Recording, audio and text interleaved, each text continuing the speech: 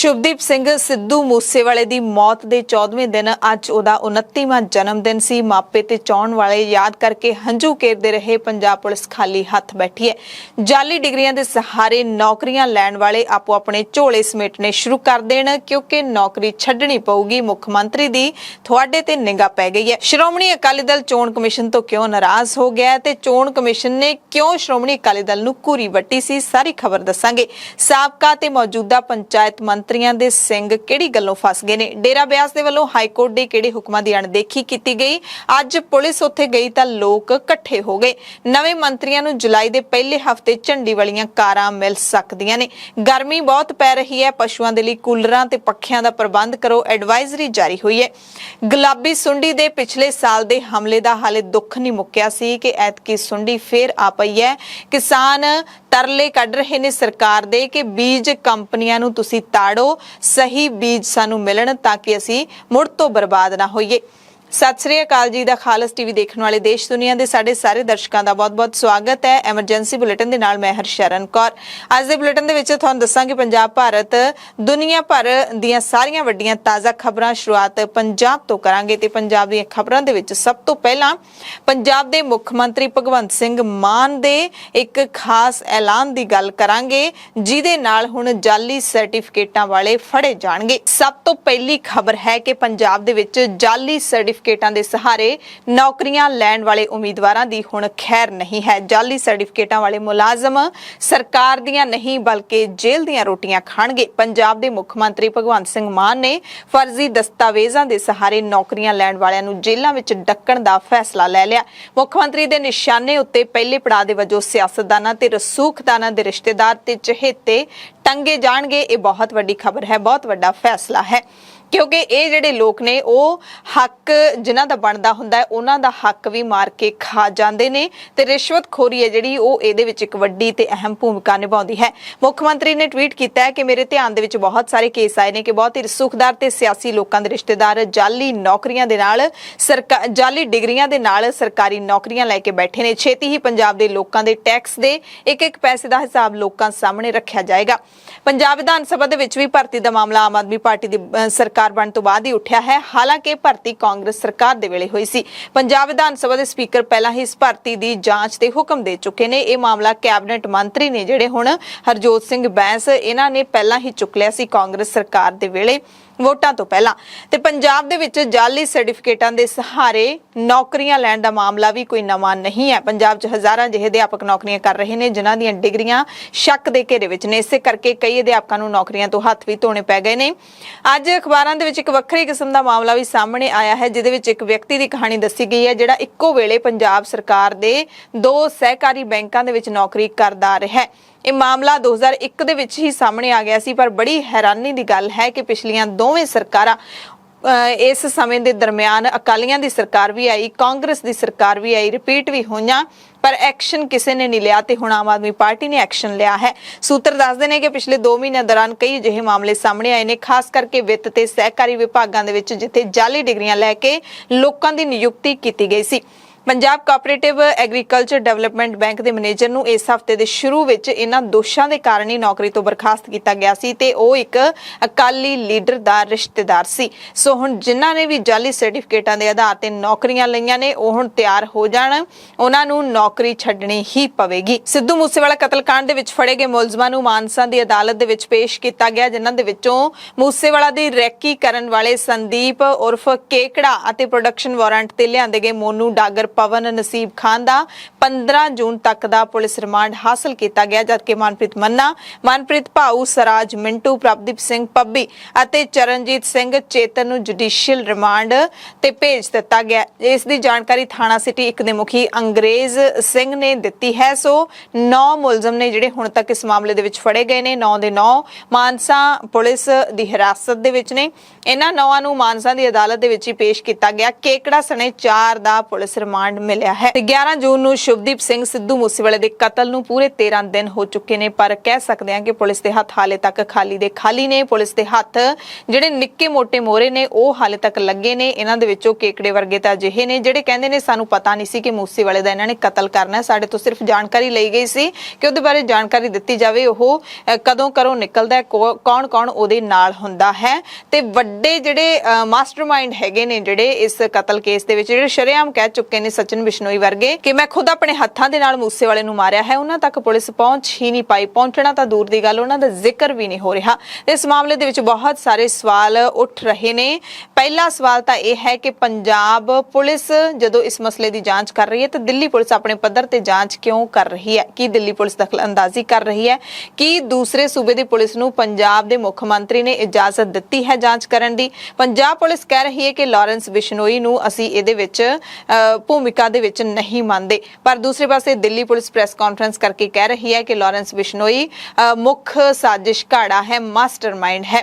ਜੇ ਉਹ ਮਾਸਟਰਮਾਈਂਡ ਹੈ ਤਾਂ ਪੰਜਾਬ ਪੁਲਿਸ ਕਿਉਂ ਉਸ ਨੂੰ ਪ੍ਰੋਡਕਸ਼ਨ ਵਾਰੰਟ ਤੇ ਪੰਜਾਬ ਲਿਆ ਕੇ ਪੁੱਛਗਿੱਛ ਨਹੀਂ ਕਰਦੀ? ਤੇ ਦਿੱਲੀ ਪੁਲਿਸ ਨੂੰ ਪਤਾ ਹੈ ਕਿ ਜੇ ਮਾਸਟਰਮਾਈਂਡ ਹੈ ਤਾਂ ਦਿੱਲੀ ਪੁਲਿਸ ਕਿਉਂ ਉਸ ਨੂੰ ਪੰਜਾਬ ਪੁਲਿਸ ਦੇ ਹਵਾਲੇ ਨਹੀਂ ਕਰਦੀ? ਸੋ ਬਹੁਤ ਸਾਰੇ ਸਵਾਲ ਨੇ ਜਿਹੜੇ ਇਸ ਜਾਂਚ ਦੇ ਤਹਿਤ ਉੱਠ ਰਹੇ ਨੇ।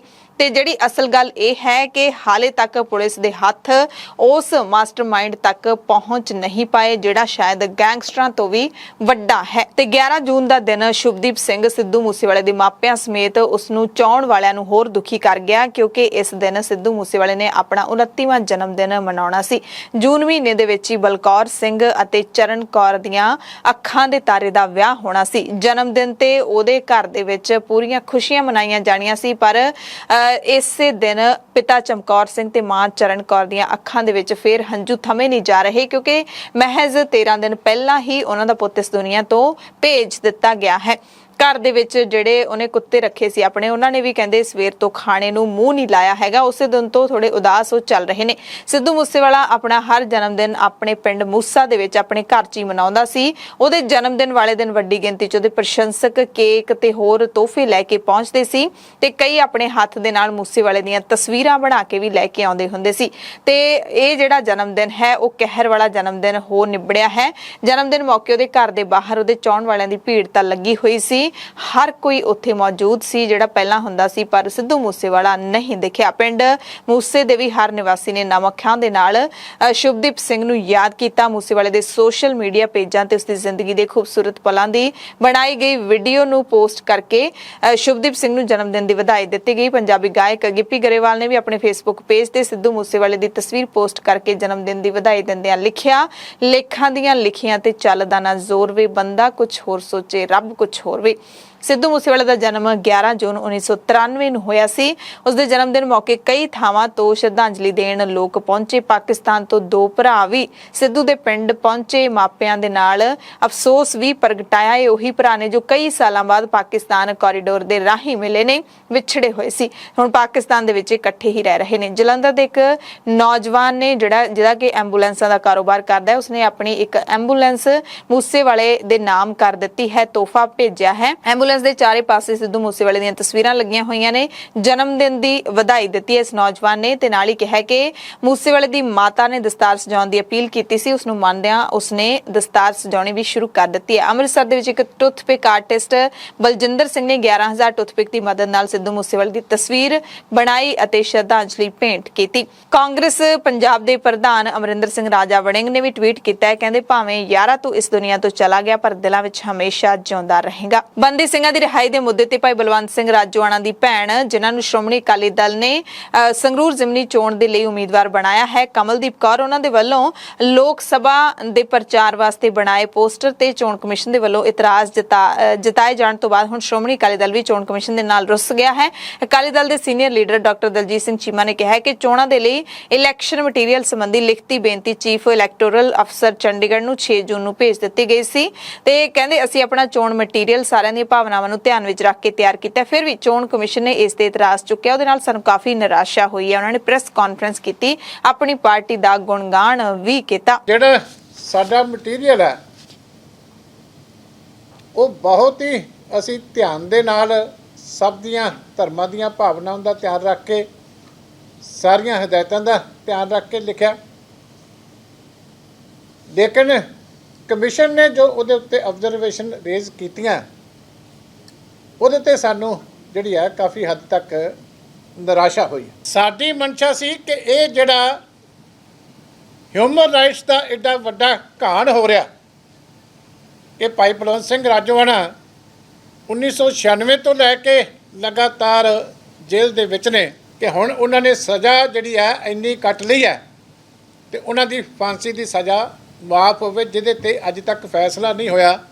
ਹਾਲੇ ਕਿ ਪਿੱਛੇ ਸੁਪਰੀਮ ਕੋਰਟ ਨੇ ਵੀ ਕੇਂਦਰ ਨੂੰ ਕਿਹਾ ਕਿ ਇਹਦੇ ਉੱਤੇ ਫੈਸਲਾ ਕਰੋ। ਦਰਅਸਲ ਅਕਾਲੀ ਦਲ ਦੇ ਵੱਲੋਂ ਜਾਰੀ ਕੀਤੇ ਗਏ ਪੋਸਟਰ ਦੇ ਵਿੱਚ ਹਲਕਾ ਸੰਗਰੂਰ ਦੇ ਲੋਕਾਂ ਨੂੰ ਬੰਦੀ ਸਿੰਘਾਂ ਦੀ ਰਿਹਾਈ ਦੇ ਲਈ ਅਪੀਲ ਕੀਤੀ ਗਈ ਸੀ। ਇਹ ਅਪੀਲ ਕਰਕੇ ਵੋਟਾਂ ਮੰਗੀਆਂ ਗਈਆਂ।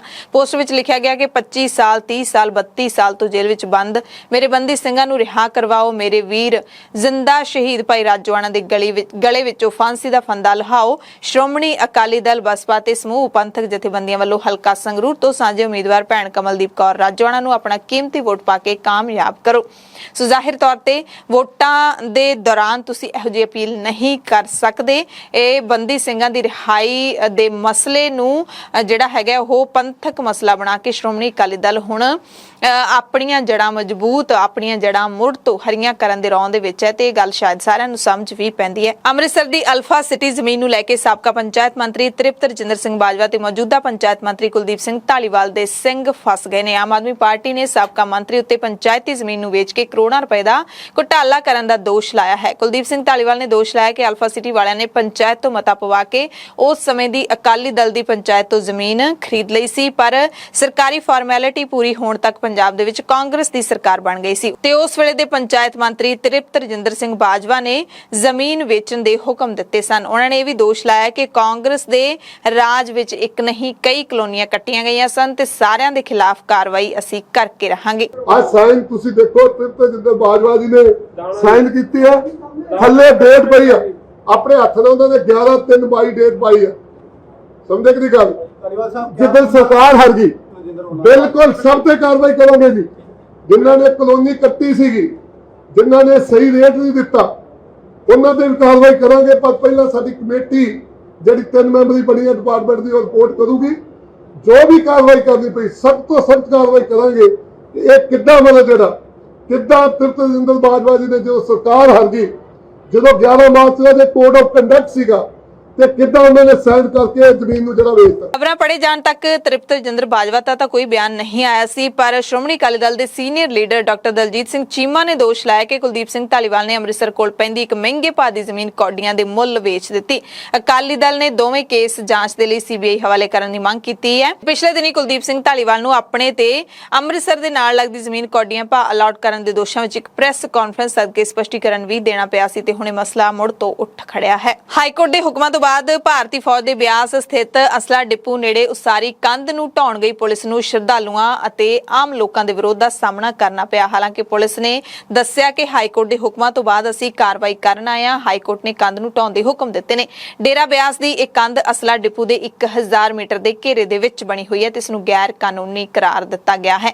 ਪੰਜਾਬ ਤੇ ਹਰਿਆਣਾ ਹਾਈ ਕੋਰਟ ਵਿੱਚ ਇਸ ਕੰਧ ਨੂੰ ਲੈ ਕੇ ਕੇਸ ਚੱਲਦਾ ਰਿਹਾ ਹੈ। ਹਾਈ ਕੋਰਟ ਨੇ ਜ਼ਮੀਨ ਦਾ ਰਿਕਾਰਡ ਤਲਬ ਕਰਨ ਤੋਂ ਬਾਅਦ ਇਹ ਫੈਸਲਾ ਲਿਆ ਸੀ। ਇਸ ਕੰਧ ਦੇ ਨਾਲ ਰਿਹਾਇਸ਼ੀ ਕਲੋਨੀਆਂ ਵੀ ਲੱਗਦੀਆਂ ਨੇ, ਜਿਸ ਕਾਰਨ ਉੱਥੇ ਰਹਿੰਦੇ ਲੋਕ ਵੀ ਪੁਲਿਸ ਦੇ ਵਿਰੋਧ ਵਿੱਚ ਬਾਹਰ ਨਿਕਲ ਆਏ। ਉਂਝ ਹਾਲਾਤ ਕਾਬੂ ਹੇਠ ਰਹੇ, ਪਰ ਲੋਕ ਨੇ ਜਿਹੜੇ ਉਹ ਥੋੜੇ ਇਕੱਠੇ ਹੋ ਗਏ ਸੀ। ਹੱਲਾ ਗੁੱਲਾ ਥੋੜਾ ਜਿਹਾ ਮਚਿਆ, ਪਰ ਹਾਲਾਤ ਕਾਬੂ ਦੇ ਵਿੱਚ ਹੀ ਰਹੇ। ਡੇਰਾ ਬਿਆਸ 1000 ਏਕੜ ਦੇ ਵਿੱਚ ਫੈਲਿਆ ਹੋਇਆ ਹੈ ਤੇ ਇਸ ਡੇਰੇ ਨੇ ਆਪਣੇ ਕਲਾਵੇ ਦੇ ਵਿੱਚ ਲੈ ਕੇ ਕਈ ਪਿੰਡਾਂ ਨੂੰ ਖਤਮ ਕਰ ਦਿੱਤਾ ਹੈ। ਸ਼ੁੱਕਰਵਾਰ ਨੂੰ ਲੋਕ ਭਲਾਈ ਇਨਸਾਫ ਵੈਲਫੇਅਰ ਸੁਸਾਇਟੀ ਦੇ ਪ੍ਰਧਾਨ ਤੇ ਕਿਸਾਨ ਲੀਡਰ ਬਲਦੇਵ ਸਿੰਘ ਸਿਰਸਾ ਨੇ ਸਰਕਾਰ ਤੋਂ ਵੜੈਚ ਪਿੰਡ ਦੀ ਦੱਬੀ 80 ਏਕੜ ਪੰਚਾਇਤੀ ਜ਼ਮੀਨ ਬਿਨਾਂ ਕਿਸੇ ਦੇਰੀ ਤੋਂ ਖਾਲੀ ਕਰਵਾ ਕੇ ਪੰਚਾਇਤ ਦੇ ਹਵਾਲੇ ਕਰਨ ਦੀ ਮੰਗ ਵੀ ਕੀਤੀ। ਪੰਜਾਬ ਤੇ ਹਰਿਆਣਾ ਹਾਈ ਕੋਰਟ ਦੇ ਵੱਲੋਂ ਵੀ ਇਸ ਦਾ ਨੋਟਿਸ ਲਿਆ ਜਾ ਚੁੱਕਿਆ ਹੈ ਅਤੇ ਹੁਕਮਾਂ ਦੇ ਵਿੱਚ ਫੌਜ ਦੇ ਅਸਲੇ ਦੇ ਡਿਪੂ ਦੇ 1000 ਕਿਲੋਮੀਟਰ ਦੇ ਘੇਰੇ ਵਿੱਚ ਬਣੀਆਂ ਇਮਾਰਤਾਂ ਨੂੰ ਤੁਰੰਤ ਢਾਉਣ ਦੇ ਹੁਕਮ ਵੀ ਦਿੱਤੇ ਗਏ ਨੇ। ਸਿਰਸਾ ਨੇ ਕਿਹਾ ਕਿ ਹਾਈ ਕੋਰਟ ਦੇ ਹੁਕਮ ਹਾਲੇ ਤੱਕ ਲਾਗੂ ਨਾ ਹੋਣ ਕਾਰਨ ਕਬਜ਼ਾ ਖਾਲੀ ਕਰਵਾਉਣ ਗਈ ਪੁਲਿਸ ਨੂੰ ਵੀ ਕਾਰਵਾਈ ਕਰਨੀ ਪਈ। ਉਹਨਾਂ ਕਿਹਾ ਕਿ ਪੰਚਾਇਤ ਮੰਤਰੀ ਕੁਲਦੀਪ ਸਿੰਘ ਧਾਲੀਵਾਲ ਨੇ ਵੀ ਜ਼ਮੀਨ ਖਾਲੀ ਕਰਾਉਣ ਦਾ ਵਾਅਦਾ ਕੀਤਾ ਸੀ, ਪਰ ਹਾਲੇ ਤੱਕ ਵਫਾ ਨਹੀਂ ਹੋਇਆ। ਉਹਨਾਂ ਇਹ ਵੀ ਦੱਸਿਆ ਕਿ ਪੰਜਾਬ ਤੇ ਹਰਿਆਣਾ ਹਾਈ ਕੋਰਟ ਨੇ ਇੱਕ ਹੋਰ ਕੇਸ ਦੀ ਸੁਣਵਾਈ ਕਰਦਿਆਂ ਜ਼ਿਲ੍ਹਾ ਪ੍ਰਸ਼ਾਸਨ ਨੂੰ ਬਿਆਸ ਵਿੱਚ ਬਣੇ ਫੌਜ ਦੇ ਅਸਲਾ ਡਿਪੂ ਦੇ ਨੇੜੇ ਉਸਾਰੀਆਂ ਢਾਉਣ ਦੇ ਹੁਕਮ ਦਿੱਤੇ ਨੇ। ਉਹਨਾਂ ਦੋਸ਼ ਲਾਇਆ ਕਿ ਡੇਰੇ ਵਾਲਿਆਂ ਨੇ ਉਸਾਰੀਆਂ ਆਪਣੇ ਦਬਾਅ ਕਰਕੇ ਕੀਤੀਆਂ ਹੋਈਆਂ ਨੇ। ਪੰਜਾਬ ਦੇ ਮੁੱਖ ਮੰਤਰੀ ਭਗਵੰਤ ਸਿੰਘ ਮਾਨ ਜੁਲਾਈ ਦੇ ਸ਼ੁਰੂ ਦੇ ਵਿੱਚ ਪੰਜਾਬ ਮੰਤਰੀ ਮੰਡਲ ਵਿੱਚ ਵਾਧਾ ਕਰਨ ਦੇ ਰੌਂਦ ਵਿੱਚ ਦਿਖਾਈ ਦੇ ਰਹੇ ਨੇ। ਪੰਜਾਬ ਮੰਤਰੀ ਮੰਡਲ ਵਿੱਚ 18 ਵਜ਼ੀਰ ਸ਼ਾਮਲ ਕੀਤੇ ਜਾ ਸਕਦੇ ਨੇ, ਜਦਕਿ ਇਸ ਵਕਤ ਮੁੱਖ ਮੰਤਰੀ ਤੋਂ ਇਲਾਵਾ ਸਿਰਫ 9 ਮੰਤਰੀਆਂ ਦੇ ਨਾਲ ਹੀ ਕੰਮ ਚਲਾਇਆ ਜਾ ਰਿਹਾ ਹੈ। ਮੁੱਖ ਮੰਤਰੀ ਭਗਵੰਤ ਮਾਨ ਤੋਂ ਬਾਅਦ 10 ਹੋਰ ਮੰਤਰੀਆਂ ਨੂੰ ਸਹੁੰ ਚੁਕਾਈ ਗਈ ਸੀ, ਪਰ ਸਿਹਤ ਮੰਤਰੀ ਵਿਜੇ ਸਿੰਗਲਾ ਨੂੰ ਜੇਲ੍ਹ ਭੇਜਣ ਤੋਂ ਬਾਅਦ ਇਹ ਜਿਹੜਾ ਅਹੁਦਾ ਹੈ ਮੰਤਰਾਲਾ ਉਹ ਖਾਲੀ ਪਿਆ ਹੈ। ਖਬਰਾਂ ਤਾਂ ਇਹ ਵੀ ਨੇ ਕਿ 27 ਜੂਨ ਨੂੰ ਬਜਟ ਪੇਸ਼ ਕਰਨ ਤੋਂ ਬਾਅਦ ਕਿਸੇ ਦਿਨ ਵੀ ਨਵੇਂ ਮੰਤਰੀਆਂ ਨੂੰ ਸਹੁੰ ਚੁਕਾਈ ਜਾ ਸਕਦੀ ਹੈ। ਇਹ ਵੀ ਸਾਨੂੰ ਖਬਰਾਂ ਮਿਲੀਆਂ ਨੇ ਉੱਚ ਸੂਤਰਾਂ ਤੋਂ ਕਿ ਇਸ ਵਾਰੀ ਕੈਬਨਿਟ ਦੇ ਵਿੱਚ ਔਰਤਾਂ ਤੇ ਦੂਜੀ ਵਾਰੀ ਚੁਣੇ ਗਏ ਵਿਧਾਇਕਾਂ ਨੂੰ ਵੱਧ ਥਾਂ ਦਿੱਤੀ ਜਾਊਗੀ। ਮੁੱਖ ਮੰਤਰੀ ਭਗਵੰਤ ਸਿੰਘ ਮਾਨ ਖੁਦ ਮਹਿਸੂਸ ਕਰਦੇ ਨੇ ਕਿ ਟਿਕਾਊ ਸਰਕਾਰ ਚਲਾਉਣ ਲਈ ਉਹਨਾਂ ਸਮੇਤ ਮੰਤਰੀਆਂ ਦਾ ਕੰਮ ਕਰਨਾ ਸਮੇਂ ਦੀ ਲੋੜ ਹੈ। ਮੁੱਖ ਮੰਤਰੀ ਕੋਲ ਇਸ ਵੇਲੇ 28 ਮਹਿਕਮੇ ਨੇ। ਆਮ ਆਦਮੀ ਪਾਰਟੀ ਦੇ ਸੂਤਰ ਦੱਸਦੇ ਨੇ ਕਿ ਮੁੱਖ ਮੰਤਰੀ ਭਗਵੰਤ ਮਾਨ ਤੇ ਆਮ ਆਦਮੀ ਪਾਰਟੀ ਦੇ ਸੁਪਰੀਮੋ ਨੇ ਅਰਵਿੰਦ ਕੇਜਰੀਵਾਲ ਨੇ ਹਿਮਾਚਲ ਫੇਰੀ ਦੌਰਾਨ ਮੰਤਰੀ ਮੰਡਲ ਬਾਰੇ ਗੱਲਬਾਤ ਵੀ ਕੀਤੀ ਹੈ। ਕਨਸੋਆਂ ਤਾਂ 3 ਤੋਂ 4 ਵਿਧਾਇਕਾਂ ਦੇ ਮਹਿਕਮੇ ਬਦਲਣ ਦੀਆਂ ਵੀ ਮਿਲੀਆਂ ਨੇ। ਇੱਕ ਨੂੰ ਜ਼ਿੰਮੇਵਾਰੀ ਤੋਂ ਮੁਕਤ ਕਰਨ ਤੇ ਵੀ ਵਿਚਾਰ ਕੀਤਾ ਗਿਆ ਹੈ ਤੇ ਹੁਣ ਉਹ ਕਿਹੜਾ ਮੰਤਰੀ ਹੈ ਜਿਸ ਨੂੰ ਲਾਂਭੇ ਕੀਤਾ ਜਾ ਸਕਦਾ ਹੈ, ਇਹ ਕਾਫੀ ਦੇਖਣਾ ਦਿਲਚਸਪ ਰਹੇਗਾ। ਪੰਜਾਬ ਦੇ ਵਿੱਚ ਅੱਤ ਦੀ ਗਰਮੀ ਦੇ ਦਰਮਿਆਨ ਪੰਜਾਬ ਖੇਤੀਬਾੜੀ ਯੂਨੀਵਰਸਿਟੀ ਦੇ ਵੱਲੋਂ ਇੱਕ ਐਡਵਾਈਜ਼ਰੀ ਜਾਰੀ ਕੀਤੀ ਗਈ ਹੈ, ਪਰ ਇਹ ਐਡਵਾਈਜ਼ਰੀ ਐਤਕੀ ਇਨਸਾਨਾਂ ਦੇ ਲਈ ਨਹੀਂ, ਐਤਕੀ ਪਸ਼ੂਆਂ ਦੇ ਲਈ ਹੈ। ਜੂਨ ਦੇ ਮਹੀਨੇ ਵਿੱਚ ਤਾਪਮਾਨ ਆਮ ਦੇ ਨਾਲੋਂ ਕਾਫੀ ਵੱਧ ਚੱਲ ਰਿਹਾ ਹੈ, ਇਸ ਕਰਕੇ ਕਿਸਾਨਾਂ ਨੂੰ ਆਪਣੀਆਂ ਫਸਲਾਂ ਨੂੰ ਸਾਂਭਣ ਦੀ ਐਡਵਾਈਜ਼ਰੀ ਜਿਹੜੀ ਹੈ ਉਹ ਵੀ ਜਾਰੀ ਕੀਤੀ ਗਈ ਹੈ ਤੇ ਪਸ਼ੂਆਂ ਨੂੰ ਵੀ ਗਰਮੀ ਤੋਂ ਬਚਾਉਣ ਦੀ ਸਲਾਹ ਦਿੱਤੀ ਗਈ ਹੈ। PAU ਨੇ ਉੱਚ ਤਾਪਮਾਨ ਦੇ ਨੁਕਸਾਨ ਦੇ ਪ੍ਰਭਾਵਾਂ ਬਾਰੇ ਚੇਤਾਵਨੀ ਦੇਣ ਦੇ ਲਈ ਇਹ ਸਲਾਹ ਦਿੱਤੀ ਹੈ। ਇਸ ਵਿੱਚ ਪਸ਼ੂਆਂ ਨੂੰ ਲਗਾਤਾਰ ਪੌਸ਼ਟਿਕ ਆਹਾਰ ਦੇਣ, ਖਾਸ ਕਰਕੇ ਵਿਦੇਸ਼ੀ ਨਸਲ ਦੀਆਂ ਗਾਵਾਂ ਦੇ ਲਈ ਕੂਲਰ ਪੱਖੇ ਦਾ ਪ੍ਰਬੰਧ ਕਰਨ ਲਈ ਵੀ ਕਿਹਾ ਗਿਆ ਹੈ। ਸਲਾਹ ਦੇ ਵਿੱਚ ਕਿਹਾ ਕਿ ਵੱਧਦੀ ਗਰਮੀ ਦੇ ਮੱਦੇਨਜ਼ਰ ਪਸ਼ੂਆਂ ਤੇ ਪਾਲਤੂ ਜਾਨਵਰਾਂ ਵੱਲ ਧਿਆਨ ਦੇਣ ਦੀ ਵੀ ਲੋੜ ਹੈ। ਪਸ਼ੂਆਂ ਨੂੰ ਗਰਮੀ ਤੇ ਡੀਹਾਈਡਰੇਸ਼ਨ ਦੇ ਪ੍ਰਭਾਵਾਂ ਤੋਂ ਬਚਾਉਣ ਲਈ ਉਹਨਾਂ ਨੂੰ ਲਗਾਤਾਰ ਪਾਣੀ ਪਿਆਉਂਦੇ ਰਹੋ, ਪੌਸ਼ਟਿਕ ਆਹਾਰ ਦਿਓ, ਘਰ ਦੇ ਅੰਦਰ ਹੀ ਰੱਖੋ, ਬਾਹਰ ਨਾ ਲੈ ਕੇ ਜਾਓ। ਸਮੇਂ-ਸਮੇਂ ਤੇ ਪਸ਼ੂਆਂ ਨੂੰ ਨਹਾਉਣ ਦੀ ਸਲਾਹ ਹੈ ਜਿਹੜੀ ਉਹ ਵੀ ਦਿੱਤੀ ਗਈ ਹੈ। ਐਗਰੀਕਲਚਰ ਯੂਨੀਵਰਸਿਟੀ ਦੇ ਵੱਲੋਂ ਐਡਵਾਈਜ਼ਰੀ ਦੇ ਵਿੱਚ ਕਿਹਾ ਗਿਆ ਕਿ ਨਵੇਂ ਪੁੰਗਰ ਦੇ ਪੌਦੇ ਵੀ ਸੂਰਜ ਦੀ ਰੋਸ਼ਨੀ ਦੇ ਨਾਲ ਮੁਰਝਾ ਸਕਦੇ ਨੇ ਜਾਂ ਫਿਰ ਖਤਮ ਹੋ ਸਕਦੇ ਨੇ। ਮਾਨਸਾ ਜ਼ਿਲ੍ਹੇ ਦੇ ਵਿੱਚ ਇਸ ਵਾਰ ਫਿਰ ਨਰਮੇ ਦੀ ਫਸਲ ਦੇ ਉੱਤੇ ਗੁਲਾਬੀ ਸੁੰਡੀ ਨੇ ਹਮਲਾ ਕਰ ਦਿੱਤਾ ਹੈ। ਪਿਛਲੇ ਸਾਲ ਨਰਮੇ ਦੀ ਫਸਲ ਤੇ ਹੋਏ ਗੁਲਾਬੀ ਸੁੰਡੀ ਦੇ ਹਮਲੇ ਕਾਰਨ ਨੁਕਸਾਨੇ ਨਰਮੇ ਦੇ ਕਾਰਨ ਆਰਥਿਕ ਤੰਗੀ ਝੱਲ ਰਹੇ ਕਿਸਾਨ ਹਾਲੇ ਤੱਕ ਸੰਭਲੇ ਵੀ ਨਹੀਂ ਸੀ ਕਿ ਇਸ ਵਾਰੀ ਮੁੜ ਤੋਂ ਕਿਸਾਨਾਂ ਦੇ ਉੱਤੇ ਉਹੀ ਵਿਪਤਾ ਆ ਪਈ ਹੈ। ਗੁਲਾਬੀ ਸੁੰਡੀ ਨੇ ਅਗੇਤੀ ਜਿਹੜੀ ਨਰਮੇ ਦੀ ਫਸਲ ਬੀਜੀ ਹੈ ਉਸ ਤੇ ਹਮਲਾ ਕਰ ਦਿੱਤਾ ਹੈ। ਅਗੇਤੇ ਬੀਜੇ ਨਰਮੇ ਦੇ ਜਿਉਂ ਹੀ ਫੁੱਲ ਬਣਨੇ ਸ਼ੁਰੂ ਹੋਏ ਤਾਂ ਫੁੱਲ ਵਿੱਚ ਹੀ ਗੁਲਾਬੀ ਸੁੰਡੀ ਐਤਕੀ ਵੇਖਣ ਨੂੰ ਮਿਲ ਰਹੀ ਹੈ, ਜਿਸ ਕਾਰਨ ਕਿਸਾਨ ਭਿਆਨਕ ਹਮਲੇ ਤੋਂ ਡਰ ਦੇ ਵਿੱਚ ਨੇ। ਪਿੰਡ ਭਲਾਈਕੇ, ਮਾਨਸਾ ਦਾ ਪਿੰਡ ਭਲਾਈਕੇ, ਇੱਥੇ ਨਰਮੇ ਦੀ ਫਸਲ ਤੇ ਹੋਏ ਗੁਲਾਬੀ ਸੁੰਡੀ ਦੇ ਹਮਲੇ ਕਾਰਨ ਕਿਸਾਨ ਰਾਮ ਸਿੰਘ ਨੇ ਆਪਣੀ 1.5 ਏਕੜ ਨਰਮੇ ਦੀ ਫਸਲ ਹੀ ਵਾਹ ਦਿੱਤੀ ਹੈ। ਕਈ ਹੋਰ ਕਿਸਾਨਾਂ ਨੇ ਵੀ ਦੱਸਿਆ ਕਿ ਉਹਨਾਂ ਨੇ ਸਰੋਂ ਵਾਲੇ ਖੇਤ ਵਿੱਚ ਅਗੇਤਾ ਨਰਮਾ ਬੀਜਿਆ ਸੀ, ਜਿਸ ਨੂੰ ਫੁੱਲ ਪੈਣ ਸਾਰ ਹੀ ਗੁਲਾਬੀ ਸੁੰਡੀ ਨੇ ਆਪਣੀ ਲਪੇਟ ਦੇ ਵਿੱਚ ਲੈ ਲਿਆ। ਕਿਸਾਨਾਂ ਨੇ ਧਰਨੇ ਮੁਜ਼ਾਹਰੇ ਕੀਤੇ। ਸਰਕਾਰ ਅਤੇ ਸੰਬੰਧਿਤ ਮਹਿਕਮੇ ਤੋਂ ਮੰਗ ਕਰ ਰਹੇ ਨੇ ਕਿ ਕਿਸਾਨਾਂ ਨੂੰ ਚੰਗੀ ਕਿਸਮ ਦੇ ਉੱਤਮ ਬੀਜ ਮੁਹੱਈਆ ਕਰਵਾਏ ਜਾਣ।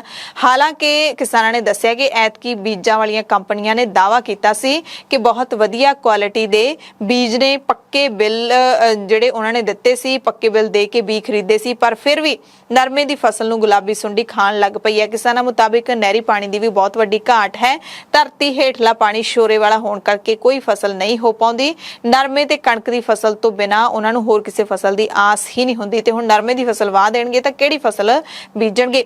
ਸੋ ਸਰਕਾਰ ਤੋਂ ਮੰਗ ਕਰ ਰਹੇ ਨੇ ਕਿਸਾਨ ਮਾਨਸਾ ਦੇ ਕਿ ਜਿਹੜੇ ਪਿੰਡ ਪ੍ਰਭਾਵਿਤ ਹੋ ਰਹੇ ਨੇ ਉਹਨਾਂ ਨੂੰ ਨਹਿਰੀ ਪਾਣੀ ਦੀ ਘਾਟ ਹੈ ਜਿਹੜੀ ਉਹ ਝੱਲਣੀ ਪੈ ਰਹੀ ਹੈ, ਉਹ ਪੂਰੀ ਕੀਤੀ ਜਾਵੇ। ਜਿਹੜਾ ਨੁਕਸਾਨ ਹੋ ਰਿਹਾ ਹੈ ਉਹਦਾ ਢੁਕਵਾਂ ਮੁਆਵਜ਼ਾ ਦਿੱਤਾ ਜਾਵੇ। ਬੀਜ ਕੰਪਨੀਆਂ ਦੀ ਜਾਂਚ ਕਰਕੇ ਉਹਨਾਂ ਤੋਂ ਜਵਾਬਦੇਹੀ ਮੰਗੀ ਜਾਵੇ ਤਾਂ ਕਿ ਕਿਸਾਨਾਂ ਦੀ ਭਰਪਾਈ ਹੋ ਸਕੇ। ਉਧਰ ਕਿਸਾਨਾਂ ਨੇ ਗੰਨੇ ਦੀ ਬਕਾਇਆ ਰਾਸ਼ੀ ਜਾਰੀ ਕਰਨ ਦੀ ਮੰਗ ਨੂੰ ਲੈ ਕੇ ਸ਼ੂਗਰ ਮਿੱਲ ਮੁਕੇਰੀਆਂ ਦੇ ਬਾਹਰ ਕੌਮੀ ਹਾਈਵੇ ਤੇ ਧਰਨਾ ਦਿੱਤਾ। ਕਰੀਬ 94 ਕਰੋੜ ਰੁਪਏ ਦੀ ਗੰਨੇ ਦੀ ਬਕਾਇਆ ਰਾਸ਼ੀ ਜਾਰੀ ਕਰਨ ਦੀ ਕਿਸਾਨ ਮੰਗ ਕਰ ਰਹੇ ਨੇ। ਲੰਘੇ ਦਿਨ ਹੋਈਆਂ ਰਾਜ ਸਭਾ ਚੋਣਾਂ ਦੇ ਨਾਲ ਜੁੜੀ ਹੋਈ ਖਬਰ ਹੈ। ਕਾਂਗਰਸ ਪਾਰਟੀ ਨੇ ਹਰਿਆਣਾ ਦੇ ਸੀਨੀਅਰ ਲੀਡਰ ਕੁਲਦੀਪ ਬਿਸ਼ਨੋਈ ਨੂੰ ਰਾਜ ਸਭਾ ਚੋਣਾਂ ਦੇ ਵਿੱਚ ਕ੍ਰਾਸ ਵੋਟਿੰਗ ਦੇ ਲਈ ਪਾਰਟੀ ਦੇ ਸਾਰੇ ਅਹੁਦਿਆਂ ਤੋਂ ਮੁਅੱਤਲ ਕਰ ਦਿੱਤਾ ਹੈ। ਪਾਰਟੀ ਦੀ ਕਾਰਜ ਸਮਿਤੀ ਦੇ ਵਿੱਚੋਂ ਵੀ ਬਾਹਰ ਦਾ ਰਾਹ ਦਿਖਾ ਦਿੱਤਾ। ਇਸ ਦੇ ਨਾਲ ਹੀ ਕਾਂਗਰਸ ਪਾਰਟੀ ਵਿਧਾਨ ਸਭਾ ਸਪੀਕਰ ਨੂੰ ਵੀ ਪਾਰਟੀ ਵਿਪ ਦੀ ਉਲੰਘਣਾ ਕਰਨ ਤੇ ਉਹਨਾਂ ਦੀ ਵਿਧਾਨ ਸਭਾ ਮੈਂਬਰਸ਼ਿਪ ਰੱਦ ਕਰਨ ਦੇ ਲਈ ਚਿੱਠੀ ਲਿਖਣ ਦੀ ਤਿਆਰੀ ਕਰ ਰਹੀ ਹੈ। ਦਰਅਸਲ ਹਰਿਆਣਾ ਦੇ ਵਿੱਚ ਕਾਂਗਰਸ ਦੇ 2 ਵਿਧਾਇਕਾਂ ਨੇ ਕ੍ਰਾਸ ਵੋਟਿੰਗ ਕੀਤੀ ਕਿਉਂਕਿ ਪਾਰਟੀ ਉਮੀਦਵਾਰ ਨੂੰ 31 ਦੇ ਵਿੱਚੋਂ ਸਿਰਫ 29 ਵੋਟਾਂ ਮਿਲੀਆਂ ਅਤੇ ਬੀਜੇਪੀ ਦੇ ਸਮਰਥਨ ਵਾਲੇ ਆਜ਼ਾਦ ਉਮੀਦਵਾਰ ਕਾਰਤਿਕੇਯ ਸ਼ਰਮਾ ਜਿੱਤ ਗਏ। ਕ੍ਰਾਸ ਵੋਟਿੰਗ ਜਦੋਂ ਤੁਸੀਂ ਕਰ ਦਿੰਦੇ ਹੋ ਤਾਂ ਉਹ ਵੋਟ ਹੈ ਜਿਹੜੀ ਰੱਦ ਹੋ ਜਾਂਦੀ ਹੈ।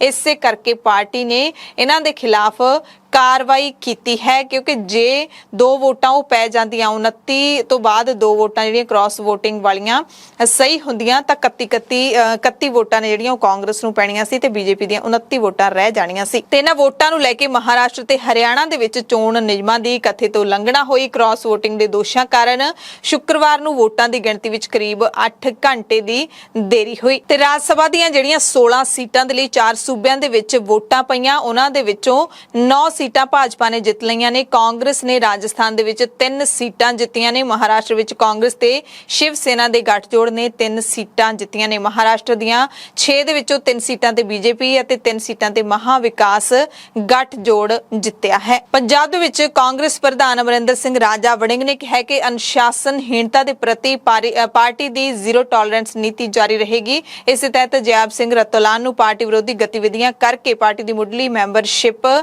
ਤੋਂ ਕੱਢ ਦਿੱਤਾ ਗਿਆ ਹੈ। ਰਤੋਲਾਨ ਇਸ ਵਾਰੀ ਦੜਬਾ ਸੀਟ ਤੋਂ ਵਿਧਾਨ ਸਭਾ ਚੋਣਾਂ ਹਾਰ ਗਏ ਸੀ। ਮਲੇਰਕੋਟਲਾ ਤੋਂ ਇੱਕ ਖਬਰ ਤੁਹਾਨੂੰ ਦੱਸਦੇ ਹਾਂ, ਜਿੱਥੇ ਸਿਮਰਨਜੀਤ ਸਿੰਘ ਮਾਨ ਜਿਹੜੇ ਕਿ ਸਾਬਕਾ ਪੁਲਿਸ ਅਧਿਕਾਰੀ ਨੇ, IPS ਅਧਿਕਾਰੀ ਨੇ, ਉਹਨਾਂ ਦਾ ਪੁਲਿਸ ਦੇ ਨਾਲ ਪਹਿਲਾਂ ਵੀ ਇੱਕ ਵਾਰੀ ਪੰਗਾ ਪਿਆ ਸੀ ਤੇ ਐਤਕੀ ਫੇਰ ਉਹਨਾਂ ਦਾ ਮਲੇਰਕੋਟਲਾ ਦੇ ਵਿੱਚ ਪੁਲਿਸ ਦੇ ਨਾਲ ਪੇਚਾ ਫਸਦਾ ਦੇਖਿਆ ਗਿਆ। ਸ਼੍ਰੋਮਣੀ ਅਕਾਲੀ ਦਲ ਅੰਮ੍ਰਿਤਸਰ ਦੇ ਪ੍ਰਧਾਨ ਸਿਮਰਨਜੀਤ ਸਿੰਘ ਮਾਨ ਜਿਹੜੇ ਕਿ ਇਸ ਵਕਤ ਸੰਗਰੂਰ ਜ਼ਿਮਨੀ ਚੋਣ ਦੇ ਮੈਦਾਨ ਵਿੱਚ ਉਤਰੇ ਹੋਏ ਨੇ, ਉਹ ਮਲੇਰਕੋਟਲਾ ਪਹੁੰਚੇ ਹੋਏ ਸੀ। ਮੁਸਲਿਮ ਭਾਈਚਾਰੇ ਦੇ ਵੱਲੋਂ ਰੋਸ ਮੁਜ਼ਾਹਰਾ ਕੀਤਾ ਜਾ ਰਿਹਾ ਸੀ। ਹਜ਼ਰਤ ਮੁਹੰਮਦ ਸਾਹਿਬ ਦੇ ਖਿਲਾਫ ਜੋ ਅਪਮਾਨਜਨਕ ਟਿੱਪਣੀਆਂ ਨੂਪੁਰ ਸ਼ਰਮਾ ਤੇ ਇੱਕ ਹੋਰ ਨੇ ਕੀਤੀਆਂ ਨੇ, ਬੀਜੇਪੀ ਦੇ ਲੀਡਰਾਂ ਨੇ ਕੀਤੀਆਂ ਨੇ, ਉਹਨਾਂ ਦਾ ਵਿਰੋਧ ਕੀਤਾ ਜਾ ਰਿਹਾ ਸੀ ਤਾਂ ਸਿਮਰਨਜੀਤ ਸਿੰਘ ਮਾਨ ਵੀ ਉਸ ਧਰਨੇ ਦੇ ਵਿੱਚ ਸ਼ਾਮਿਲ ਹੋਣ ਦੇ ਲਈ ਪਹੁੰਚੇ। ਜਿਵੇਂ ਹੀ ਉੱਥੇ ਪਹੁੰਚਣ ਵਾਲੇ ਸਨ, ਪੁਲਿਸ ਨੇ ਉਹਨਾਂ ਨੂੰ ਸ਼ਾਮਿਲ ਹੋਣ ਤੋਂ ਰੋਕਿਆ ਤਾਂ ਸਿਮਰਨਜੀਤ ਸਿੰਘ ਮਾਨ ਮੁਸਲਿਮ ਭਾਈਚਾਰੇ ਦੇ ਹੱਕ ਵਿੱਚ ਅੜ ਗਏ ਕਿ ਉਹਨਾਂ ਨੇ ਧਰਨੇ ਵਿੱਚ ਸ਼ਾਮਿਲ ਹੋਣਾ ਹੀ ਹੋਣਾ ਹੈ ਤੇ ਇਹ ਦੇਖ ਕੇ ਮੁਸਲਿਮ ਭਾਈਚਾਰੇ ਨੇ ਵੀ ਮਾਨ ਦੇ ਹੱਕ ਵਿੱਚ ਨਾਅਰੇ ਮਾਰਨੇ ਸ਼ੁਰੂ ਕਰ ਦਿੱਤੇ। ਮਾਹੌਲ ਗਰਮ ਹੁੰਦਾ ਵੇਖ ਕੇ ਪੁਲਿਸ ਨੇ ਸਿਮਰਨਜੀਤ ਸਿੰਘ ਮਾਨ ਨੂੰ ਧਰਨੇ ਵਾਲੀ ਥਾਂ ਤੇ ਜਾਣ ਦੀ ਆਗਿਆ ਦੇ ਦਿੱਤੀ। ਆਮ ਆਦਮੀ ਪਾਰਟੀ ਦੇ ਕੌਮੀ ਕਨਵੀਨਰ ਤੇ ਦਿੱਲੀ ਦੇ ਮੁੱਖ ਮੰਤਰੀ ਅਰਵਿੰਦ ਕੇਜਰੀਵਾਲ 15 ਜੂਨ ਨੂੰ ਪੰਜਾਬ ਪਹੁੰਚਣਗੇ। ਕੇਜਰੀਵਾਲ ਜਲੰਧਰ ਪਹੁੰਚਣਗੇ, ਜਿੱਥੇ ਮੁੱਖ ਮੰਤਰੀ ਭਗਵੰਤ ਮਾਨ ਜਲੰਧਰ ਤੋਂ ਦਿੱਲੀ ਹਵਾਈ ਅੱਡੇ ਤੱਕ ਚੱਲਣ ਵਾਲੀ ਪਹਿਲੀ ਸਰਕਾਰੀ ਬੱਸ ਨੂੰ ਹਰੀ ਝੰਡੀ ਦੇ ਕੇ ਰਵਾਨਾ ਕਰਨਗੇ। ਇਹਨਾਂ ਦੇ ਨਾਲ ਮੁੱਖ ਮੰਤਰੀ ਅਰਵਿੰਦ ਕੇਜਰੀਵਾਲ ਵੀ ਮੌਜੂਦ ਰਹਿਣਗੇ। 15 ਜੂਨ ਨੂੰ ਦੁਪਹਿਰੇ 1:15 ਵਜੇ ਪਹਿਲੀ ਸਰਕਾਰੀ ਵੋਲਵੋ ਬੱਸ ਰਵਾਨਾ ਕੀਤੀ ਜਾਵੇਗੀ। ਫਰੀਦਕੋਟ ਤੋਂ ਖਬਰ ਹੈ, ਜਿੱਥੇ ਸੈਸ਼ਨ ਜੱਜ ਦੀ ਕੋਠੀ ਦੇ ਬਾਹਰ ਖਾਲਿਸਤਾਨ ਜ਼ਿੰਦਾਬਾਦ ਦੇ ਨਾਅਰੇ ਲਿਖੇ ਦੇਖੇ ਗਏ। ਹਾਲਾਂਕਿ ਇਸ ਦਾ ਪਤਾ ਲੱਗਦਿਆਂ ਪੁਲਿਸ ਨੇ ਕਾਲੇ ਰੰਗ ਦੇ ਨਾਲ ਨਾਅਰਿਆਂ ਨੂੰ ਮਿਟਾ ਵੀ ਦਿੱਤਾ। ਇਸ ਤੋਂ ਪਹਿਲਾਂ ਫਰੀਦਕੋਟ ਦੇ ਵਿੱਚ ਇੱਕ ਪਾਰਕ ਦੀ ਕੰਧ ਤੇ ਵੀ ਇਹੋ ਜਿਹੇ ਨਾਅਰੇ ਲਿਖੇ ਦੇਖੇ ਗਏ ਸਨ। ਸੈਸ਼ਨ ਜੱਜ ਦੇ ਘਰ ਦੇ ਬਾਹਰ ਖਾਲਿਸਤਾਨ ਜ਼ਿੰਦਾਬਾਦ ਦੇ ਨਾਅਰੇ ਲਿਖੇ ਹੋਣ ਦਾ ਪਤਾ ਲੱਗਦਿਆਂ ਹੀ ਪੁਲਿਸ ਹਰਕਤ ਦੇ ਵਿੱਚ ਆ ਗਈ ਸੀ। ਤੁਰੰਤ ਪੂਰੇ ਸ਼ਹਿਰ ਦੇ ਵਿੱਚ ਨਾਕਾਬੰਦੀ ਵੀ ਕੀਤੀ ਗਈ ਤੇ ਜਿਹੜੀ ਜੱਜ ਦੇ ਘਰ ਨੂੰ ਜਾਣ ਵਾਲਾ ਰਾਹ ਹੈ ਉਸ ਦੀ CCTV ਫੁਟੇਜ ਵੀ ਖੰਗਾਲੀ ਜਾ ਰਹੀ ਹੈ। UNO ਤੋਂ ਇੱਕ ਵੱਡੀ ਖਬਰ ਆ ਰਹੀ ਹੈ, ਜਿੱਥੇ ਸੰਯੁਕਤ ਰਾਸ਼ਟਰ ਦੇ ਸਕੱਤਰ ਜਨਰਲ ਨੇ ਸੀਨੀਅਰ ਭਾਰਤੀ ਡਿਪਲੋਮੈਟ ਅਮਨਦੀਪ ਸਿੰਘ ਗਿੱਲ ਨੂੰ ਟੈਕਨੋਲੋਜੀ ਦੇ ਮਾਮਲੇ ਵਿੱਚ ਆਪਣਾ ਦੂਤ ਨਿਯੁਕਤ ਕੀਤਾ ਹੈ। UNO ਨੇ ਗਿੱਲ ਨੂੰ ਡਿਜੀਟਲ ਟੈਕਨੋਲੋਜੀ ਦੇ ਉੱਘੇ ਲੀਡਰ ਵਜੋਂ ਦਰਸਾਇਆ ਹੈ, ਜਿਸ ਕੋਲ ਇਸ ਗੱਲ ਦੀ ਪੁਖਤਾ ਤੇ ਟਿਕਾਊ ਜਾਣਕਾਰੀ ਹੈ, ਯਾਨੀ ਕਿ ਉਹ ਇਸ ਵਿਸ਼ੇ ਦੇ ਮਾਹਿਰ ਨੇ। ਪੈਨਲ ਦਾ ਉਦੇਸ਼ ਸਾਈਬਰ ਸੁਰੱਖਿਆ ਦੇ ਨਾਲ ਜੁੜੀਆਂ ਚਿੰਤਾਵਾਂ ਤੇ ਧਮਕੀਆਂ ਅਤੇ ਨਫ਼ਰਤ ਭਰੇ ਭਾਸ਼ਣ ਵਿੱਚ ਵਾਧੇ ਨਾਲ ਜੁੜੀਆਂ ਸਮੱਸਿਆਵਾਂ ਨੂੰ ਦੂਰ ਕਰਨਾ ਹੈ। ਇਸ ਦੀ ਅਗਵਾਈ ਚੀਨੀ ਕੰਪਨੀ ਅਲੀਬਾਬਾ ਦੇ ਸੰਸਥਾਪਕ ਜੈਕ ਮਾ ਕਰਨਗੇ। ਕੁੱਲ 20 ਮੈਂਬਰ ਹੋਣਗੇ ਇਸ ਪੈਨਲ ਦੇ, ਜਿਦੇ ਵਿੱਚ ਉਦਯੋਗ, ਸਿਵਲ ਸੁਸਾਇਟੀ ਅਤੇ ਐਕੈਡੈਮਿਕ ਵਰਗ ਦੀਆਂ ਸ਼ਖਸੀਅਤਾਂ ਵੀ ਸ਼ਾਮਿਲ ਹੋਣਗੀਆਂ। ਦਿੱਲੀ ਤੋਂ ਖਬਰ ਹੈ, ਜਿੱਥੇ ਰੋਹਿਣੀ ਸਥਿਤ ਹਸਪਤਾਲ ਦੇ ਇੰਟੈਂਸਿਵ ਕੇਅਰ ਯੂਨਿਟ ਯਾਨੀ ਕਿ ICU ਦੇ ਵਿੱਚ ਸ਼ਨੀਚਰਵਾਰ ਤੜਕੇ ਅੱਗ ਲੱਗ ਗਈ, ਜਿਸ ਕਾਰਨ 64 ਸਾਲ ਦੇ ਮਰੀਜ਼ ਦੀ ਮੌਤ ਹੋ ਗਈ। ਅਧਿਕਾਰੀਆਂ ਮੁਤਾਬਿਕ ਪੂਟ ਖੁਰਦ ਸਥਿਤ ਬ੍ਰਹਮ ਸ਼ਕਤੀ ਹਸਪਤਾਲ ਦੀ ਤੀਜੀ ਮੰਜ਼ਿਲ ਤੇ ਸਵੇਰੇ 5 ਵਜੇ ਅੱਗ ਲੱਗਣ ਦੀ ਘਟਨਾ ਵਾਪਰੀ। 9 ਫਾਇਰ ਟੈਂਡਰ ਮੌਕੇ ਤੇ ਪਹੁੰਚ ਗਏ। ਦਿੱਲੀ ਫਾਇਰ ਸਰਵਿਸ ਦੇ ਡਾਇਰੈਕਟਰ ਅਤੁਲ ਗਰਗ ਨੇ ਦੱਸਿਆ ਕਿ ਇੱਕ ਮਰੀਜ਼ ਨੂੰ ਛੱਡ ਕੇ ਬਾਕੀ ਸਾਰਿਆਂ ਨੂੰ ਸੁਰੱਖਿਅਤ ਬਾਹਰ ਕੱਢ ਲਿਆ ਗਿਆ। ਮਰੀਜ਼ ਵੈਂਟੀਲੇਟਰ ਤੇ ਸੀ ਤੇ ਉਹਦੀ ਮੌਤ ਹੋ ਗਈ। ਬਿਹਾਰ ਤੋਂ ਵੱਡੇ ਹਾਦਸੇ ਦੀ ਖਬਰ ਹੈ, ਜਿੱਥੇ ਪੂਰਨੀਆ ਜ਼ਿਲ੍ਹੇ ਦੇ ਵਿੱਚ ਸ਼ੁੱਕਰਵਾਰ ਦੀ ਰਾਤ ਨੂੰ ਸਕਾਰਪੀਓ ਬੇਕਾਬੂ ਹੋ ਕੇ ਸੜਕ ਕਿਨਾਰੇ ਪਾਣੀ ਨਾਲ ਭਰੀ ਖੱਡ ਦੇ ਵਿੱਚ ਡਿੱਗ ਗਈ, ਜਿਸ ਦੇ ਨਾਲ 9 ਜਣਿਆਂ ਦੀ ਮੌਤ ਹੋ ਗਈ ਤੇ 2 ਦੀ ਹਾਲਤ ਗੰਭੀਰ ਹੈ। ਸਕਾਰਪੀਓ ਦੇ ਵਿੱਚ ਸਵਾਰ ਇਹ ਲੋਕ ਵਿਆਹ ਦੇ ਲਈ ਰਿਸ਼ਤੇ ਦੀ ਗੱਲ ਕਰਕੇ ਕਿਸ਼ਨਗੰਜ ਜ਼ਿਲ੍ਹੇ ਦੇ ਨੂਨੀਆ ਪਿੰਡ ਦੇ ਵਿੱਚ ਆਪਣੇ ਘਰ ਪਰਤ ਰਹੇ ਸਨ ਕਿ ਰਾਹ ਦੇ ਵਿੱਚ ਇਹ ਹਾਦਸਾ ਵਾਪਰ ਗਿਆ। ਸੋ ਖੁਸ਼ੀ ਦਾ ਜਿਹੜਾ ਇੱਕ ਸਾਕ ਪੱਕਾ ਕਰਕੇ ਆਏ ਸੀ, ਖੁਸ਼ੀ ਦੀ ਗੱਲ ਕਰਕੇ ਆਏ ਸੀ, ਪਰ ਆਉਂਦੇ ਸਾਰੇ ਦੇ ਸਾਰੇ ਜਾਣੇ ਜਿਹੜੇ ਇਸ ਹਾਦਸੇ ਦੇ ਵਿੱਚ ਮਾਰੇ ਗਏ ਨੇ। ਲਾਸ਼ਾਂ ਨੂੰ ਪੋਸਟਮਾਰਟਮ ਦੇ ਲਈ ਭੇਜ ਦਿੱਤਾ ਗਿਆ। ਸੋ ਨੂਪੁਰ ਸ਼ਰਮਾ ਦਾ ਅਪਮਾਨਜਨਕ ਬਿਆਨ ਜਿਹੜਾ ਦਿੱਤਾ ਗਿਆ, ਉਸ ਦੇ ਖਿਲਾਫ ਵੱਖ-ਵੱਖ ਥਾਵਾਂ ਤੇ ਰੋਸ ਮੁਜ਼ਾਹਰੇ ਹੋ ਰਹੇ ਨੇ। ਪੱਛਮੀ ਬੰਗਾਲ ਦੇ ਹਾਵੜਾ ਦੇ ਵਿੱਚ ਸੋਮਵਾਰ ਤੱਕ ਇੰਟਰਨੈਟ ਸੇਵਾ ਹੀ ਬੰਦ ਕਰ ਦਿੱਤੀ ਗਈ ਹੈ। ਬੀਜੇਪੀ ਦੀ ਸਾਬਕਾ ਬੁਲਾਰਾ ਅਨੂਪੁਰ ਸ਼ਰਮਾ ਦੀ ਪੈਗੰਬਰ ਮੁਹੰਮਦ ਸਾਹਿਬ ਬਾਰੇ ਕੀਤੀ ਟਿੱਪਣੀ ਨੂੰ ਲੈ ਕੇ ਹਾਵੜਾ ਦੇ ਵਿੱਚ ਹਿੰਸਕ ਪ੍ਰਦਰਸ਼ਨ ਹੋ ਰਹੇ ਨੇ। ਇਸ ਤੋਂ ਬਾਅਦ ਮੁੱਖ ਮੰਤਰੀ ਮਮਤਾ ਬੈਨਰਜੀ ਨੇ ਟਵੀਟ ਕੀਤਾ ਕਿ ਜਿਵੇਂ ਕਿ ਮੈਂ ਪਹਿਲਾਂ ਵੀ ਕਿਹਾ ਕਿ ਹਾਵੜਾ ਦੇ ਵਿੱਚ ਪਿਛਲੇ 2 ਦਿਨਾਂ ਤੋਂ ਹਿੰਸਕ ਘਟਨਾਵਾਂ ਚੱਲ ਰਹੀਆਂ ਨੇ। ਇਸ ਦੇ ਪਿੱਛੇ ਕੁਝ ਸਿਆਸੀ ਪਾਰਟੀਆਂ ਦਾ ਹੱਥ ਹੈ, ਉਹ ਦੰਗੇ ਕਰਵਾਉਣਾ ਚਾਹੁੰਦੇ ਨੇ, ਪਰ ਅਸੀਂ ਬਰਦਾਸ਼ਤ ਨਹੀਂ ਕਰਾਂਗੇ। ਸਾਰਿਆਂ ਖਿਲਾਫ ਸਖਤ ਕਾਰਵਾਈ ਹੋਏਗੀ। ਭਾਜਪਾ ਦਾ ਗੁਨਾਹ ਕੀ ਹੁਣ ਲੋਕ ਭੁਗਤਣਗੇ, ਮੈਂ ਅਜਿਹਾ ਨਹੀਂ ਹੋਣ ਦਿਆਂਗੀ। ਇਸ ਦੌਰਾਨ ਬੀਜੇਪੀ ਨੇ ਮੰਗ ਕੀਤੀ ਹੈ ਕਿ ਹਾਵੜਾ ਜ਼ਿਲ੍ਹੇ ਦੇ ਵੱਖ-ਵੱਖ ਹਿੱਸਿਆਂ ਵਿੱਚ ਸੜਕਾਂ ਤੇ ਰੇਲ ਪਟੜੀਆਂ ਦੀ ਆਵਾਜਾਈ ਰੋਕ ਦਿੱਤੀ ਗਈ ਹੈ। ਪ੍ਰਦਰਸ਼ਨਕਾਰੀਆਂ ਨੂੰ ਕਾਬੂ ਕਰਨ ਦੇ ਲਈ ਭਾਰਤੀ ਫੌਜ ਨੂੰ ਸੂਬੇ ਦੇ ਵਿੱਚ ਭੇਜਿਆ ਜਾਣਾ ਚਾਹੀਦਾ ਹੈ। ਯਾਨੀ ਕਿ ਬੀਜੇਪੀ ਦਾ ਮੰਨਣਾ ਹੈ, ਬੀਜੇਪੀ ਇਲਜ਼ਾਮ ਲਾ ਰਹੀ ਹੈ ਕਿ ਮਮਤਾ ਬੈਨਰਜੀ ਦੀ ਜਿਹੜੀ ਸਰਕਾਰ ਹੈ ਉਹ ਸਥਿਤੀ ਕੰਟਰੋਲ ਕਰਨ ਦੇ ਵਿੱਚ ਫੇਲ ਹੋ ਚੁੱਕੀ ਹੈ। ਤੇ ਪੱਛਮੀ ਬੰਗਾਲ ਦੇ ਵਿੱਚ ਇਸੇ ਮਾਮਲੇ ਨੂੰ ਲੈ ਕੇ ਹੁਣ ਤੱਕ 70 ਲੋਕਾਂ ਨੂੰ ਹਿਰਾਸਤ ਦੇ ਵਿੱਚ ਲਿਆ ਗਿਆ ਹੈ ਤੇ 13 ਜੂਨ ਤੱਕ ਇੰਟਰਨੈਟ ਸੇਵਾਵਾਂ ਬੰਦ ਕਰ ਦਿੱਤੀਆਂ ਗਈਆਂ ਨੇ। ਹਾਵੜਾ ਦੇ ਕਈ ਇਲਾਕਿਆਂ ਦੇ ਵਿੱਚ ਦਫਾ 144 ਲਾਗੂ ਕਰ ਦਿੱਤੀ ਗਈ ਹੈ। ਮੁੱਖ ਮੰਤਰੀ ਮਮਤਾ ਬੈਨਰਜੀ ਨੇ ਬੀਜੇਪੀ ਨੂੰ ਇਸ ਦਾ ਜ਼ਿੰਮੇਦਾਰ ਠਹਿਰਾਇਆ ਹੈ। ਕੈਨੇਡਾ ਦੁਨੀਆ ਦਾ ਇੱਕ ਪਹਿਲਾ ਅਜਿਹਾ ਮੁਲਕ ਬਣਨ ਵਾਲਾ ਹੈ ਜਿੱਥੇ ਹਰ ਸਿਗਰਟ ਦੇ ਉੱਤੇ ਸਿਹਤ ਸੰਬੰਧੀ ਚੇਤਾਵਨੀ ਲਿਖਣੀ ਲਾਜ਼ਮੀ ਕਰ ਦਿੱਤੀ ਗਈ ਹੈ। ਜਿਵੇਂ ਆਪਾਂ ਦੇਖਦੇ ਹੁੰਦੇ ਹਾਂ ਕਿ ਦਾਰੂ ਦੀ ਹਰ ਬੋਤਲ ਦੇ ਉੱਤੇ ਲਿਖਿਆ ਹੁੰਦਾ ਹੈ ਕਿ ਇਹ ਸਿਹਤ ਦੇ ਲਈ ਹਾਨੀਕਾਰਕ ਹੈ, ਉਸੇ ਤਰ੍ਹਾਂ ਜਿਹੜੀ ਸਿਗਰਟ ਹੈ ਇੱਕ ਸਿਗਰਟ ਦੇ ਉੱਤੇ ਕੈਨੇਡਾ ਦੇ ਵਿੱਚ ਲਿਖਣਾ ਜ਼ਰੂਰੀ ਕਰ ਦਿੱਤਾ ਗਿਆ ਹੈ ਕਿ ਸਿਗਰਟ ਸਿਹਤ ਦੇ ਲਈ ਹਾਨੀਕਾਰਕ ਹੈ।